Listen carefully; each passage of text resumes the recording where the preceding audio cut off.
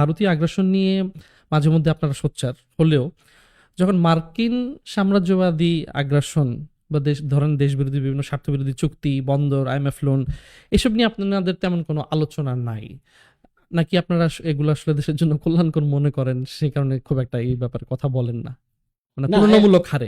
এই অভিযোগটা পুরোপুরি ঠিক না। কারণ ইন্ডিয়া নিয়ে আমরা বেশি কথা বলি কেন? কারণ ইন্ডিয়া আমাদের জীবনের প্রত্যেকটা মুহূর্তে ইন্ডিয়া প্রাসঙ্গিক। কিউবার জন্য যেমন আমেরিকা প্রতি মুহূর্তে একটা যন্ত্রণা, আমাদের জন্য ইন্ডিয়া প্রতি মুহূর্তে একটা যন্ত্রণা। ফলে আমাকে স্বাভাবিকভাবে ওটা নিয়ে বেশি কথা বলতে হয়।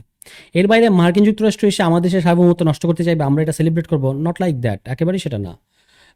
বাণিজ্য চুক্তি যেটা করলো এটা নিয়ে তো আমরা ক্রিটিক্যাল, আমরা এটা সমালোচনা করেছি যে নির্বাচনের 3 দিন আগে আপনি করলেন কেন, এবং এখন ওই সরকারকে আমরা বলি যেটা আপনি বাতিল করে দেন। কিন্তু আপনার ইন্ডিয়া নিয়ে মানে আগ্রাসনের বিরোধিতা করা মানে মার্কিন আগ্রাসনকে এখানে স্বাগত জানানোর ব্যাপারটা তা না। আর এখানে মার্কিন যুক্তরাষ্ট্র কিন্তু তার ভূরাজনীতি বাস্তবায়ন করে ইন্ডিয়ার মধ্য দিয়ে, এটা আপনাকে মনে রাখতে হবে। এই জন্য ইন্ডিয়াটাকে আমরা বেশি বলি, এই যে তাদের ইন্দো প্যাসিফিক স্ট্র্যাটেজি। আপনাদের তাহলে মার্কিন সাম্রাজ্যবাদী যে আগ্রাসন সেটার বিরুদ্ধে আপনাদের কোনো সাম্রাজ্যবাদের পক্ষ নেওয়ারই কোনো সুযোগ নাই। সুযোগ নেই। ইরানে যে মার্কিন যুক্তরাষ্ট্র যেই মানে ঘটনা ঘটাচ্ছে, আমরাই সম্ভবত একমাত্র পলিটিক্যাল পার্টি যারা আনুষ্ঠানিকভাবে এটা প্রতিবাদ করেছি উইথ নেম।